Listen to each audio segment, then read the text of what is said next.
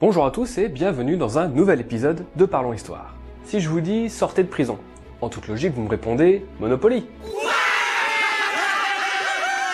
Ah, les heures passées sur ce jeu quand j'étais pas plus haut que ça.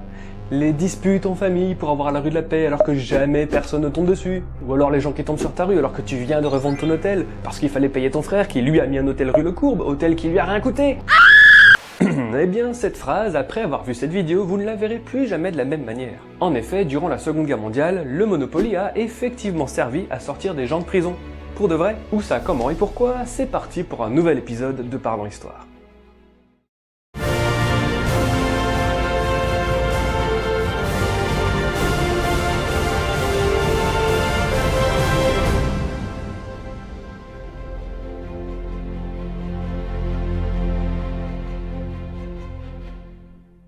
La Seconde Guerre mondiale a déjà bien commencé. En Europe, les Alliés se font poutrer la face par les nazis, la Pologne est occupée dès 1939, puis en 1940, le Danemark, la Norvège, les Pays-Bas, la Belgique, la France, en 1941, la Yougoslavie, la Grèce, bref, seul le Royaume-Uni résiste à l'assaut nazi dans une longue bataille qu'on a appelée la bataille d'Angleterre. Mais bordel, qui est-ce qui attribue le nom des batailles ici? Et donc, dans la bataille d'Angleterre, on distingue trois phases. La première phase, en été 1940, les Allemands bombardent tous les convois et navires marchands essayant de rejoindre le Royaume-Uni. Le but était ici d'isoler le pays du reste du monde, mais surtout de forcer les appareils de la Royal Air Force à décoller pour combattre. La deuxième phase commence le 13 août 1940. En fait, les Allemands remarquent que leur première tactique est assez peu efficace.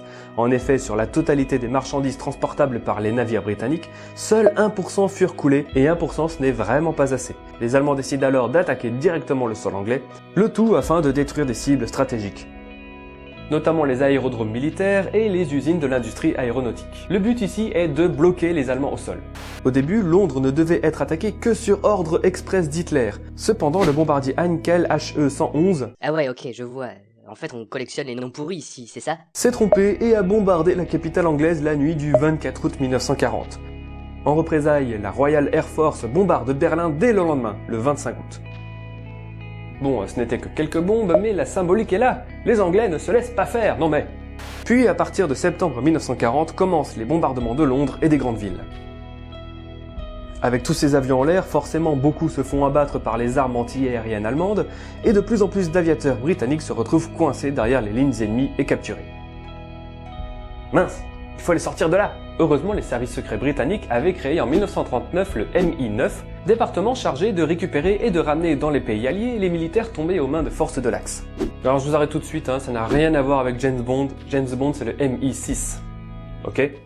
Bon, donc on a des militaires prisonniers en pays ennemis, on a créé un département pour les ramener, qu'est-ce qu'on fait? Ah, ça serait pas mal de pouvoir leur envoyer du matériel. Heureusement pour les services secrets britanniques, l'Allemagne avait autorisé les prisonniers de guerre à recevoir des colis de leurs familles et des organisations de secours comme la Croix-Rouge.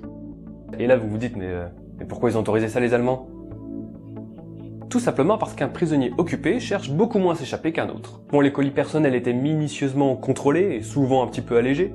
Par contre, les colis de la Croix-Rouge, eux, n'étaient jamais contrôlés. En effet, on estimait qu'interférer avec les colis de la Croix-Rouge serait contraire à l'éthique, à la bonne morale. Mais, au cas où, et pour éviter que la Croix-Rouge ne se fasse interdire, le MI9 a créé des organismes de bienfaisance fictifs afin d'envoyer de la nourriture, des vêtements et des colis de jeux aux prisonniers. Pardon? Des colis de jeux? Comme dit précédemment, l'armée allemande autorisait les groupes humanitaires à distribuer des paquets de fournitures aux soldats prisonniers, et des jeux étaient inclus dans ces paquets. Le tout pour rendre les prisonniers plus dociles, puisqu'ils étaient occupés à jouer. Et pourquoi je vous parle des boîtes de jeux? Tout simplement parce qu'inclure des éléments pour s'échapper directement dans les colis, c'est un petit peu voyant, et donc beaucoup trop risqué. Ouais.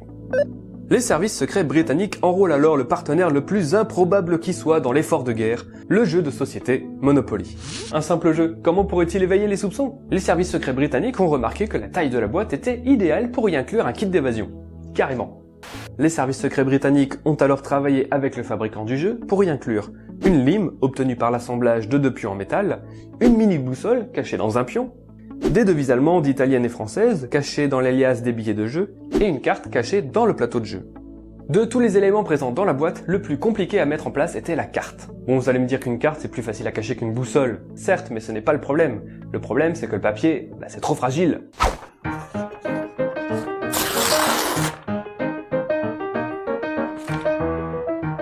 Et en plus, ça se dissout facilement dans l'eau. En effet, lorsqu'on est un fugitif, on fuit, on se cache, et une carte en papier peut très rapidement devenir illisible et se déchirer, surtout s'il pleut.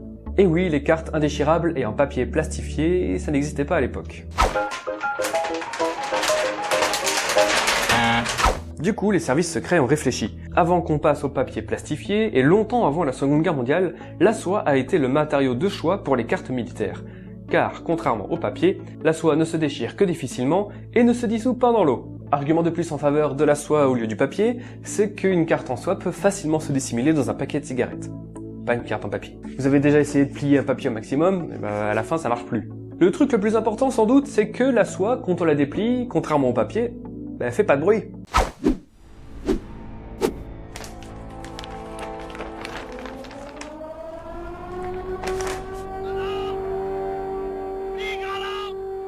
Malheureusement, à l'époque, les entreprises qui maîtrisent l'impression sur toile ne sont pas très nombreuses, et l'une d'entre elles se trouve être la société John Waddington, société qui fabriquait, entre autres, le Monopoly ou le Cluedo.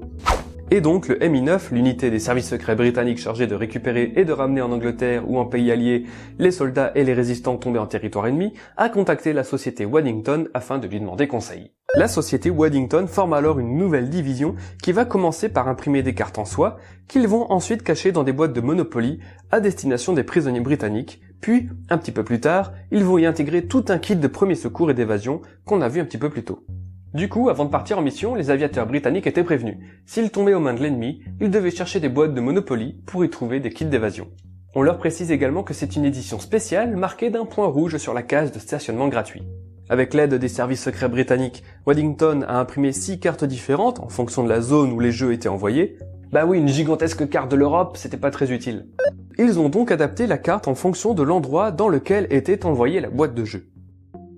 L'argent aussi était adapté, parce que se retrouver avec de la lire italienne en plein territoire allemand, c'était un peu moyen. Et donc, une boîte de Monopoly améliorée destinée au camp italien comportait de la lire italienne ainsi qu'une carte de l'Italie. Aujourd'hui, on peut voir quelques restes de cartes de soie dans les musées, mais du Monopoly, il n'en reste aucun exemplaire à travers le monde. Toutes les boîtes furent détruites. Aujourd'hui toujours, la société Hasbro qui a racheté Waddington est fière de ce passé. Depuis que Charles Darrow a créé le Monopoly dans les années 30, le jeu a eu une histoire riche et intéressante. L'utilisation du Monopoly par le gouvernement britannique pour faufiler cartes, argent et fournitures aux prisonniers de guerre durant la Seconde Guerre mondiale est peu connue, mais constitue une partie importante de notre histoire. C'est un véritable honneur pour nous que ce jeu emblématique devienne une partie importante de l'histoire de familles et de pays. Il est impossible malheureusement de savoir avec précision combien de prisonniers ont bénéficié des cartes cachées dans les Monopoly. Cependant, les historiens estiment qu'environ 35 000 membres des forces armées britanniques, américaines et du Commonwealth se sont échappés durant la Seconde Guerre mondiale. Et sur ces 35 000 militaires qui se sont échappés des camps avant la fin de la guerre, on estime qu'entre 10 000 et 20 000 personnes ont bénéficié de l'aide du Monopoly. Et donc, entre 10 000 et 20 000 militaires ont bénéficié de la carte « Sortez de prison ». Merci à tous d'avoir regardé cette vidéo, j'espère qu'elle vous a plu. Sachez que cette vidéo n'a pas été sponsorisée, c'est juste un sujet que je trouvais cool et intéressant. Vous pourrez désormais vous la péter lors de la prochaine soirée Monopoly en famille et vous prendre une claque de votre maman parce que vous faites votre intéressant. Mais si, c'est cool! Dans tous les cas, n'hésitez pas à laisser un petit commentaire que ce soit sous la vidéo ou sur les réseaux sociaux, mais surtout à partager la vidéo. Merci! Un énorme merci à tous mes tipeurs qui me font confiance, cette émission s'améliore et se construit grâce à vous. Rejoignez-les, j'espère vous revoir très vite, histoire de parler histoire.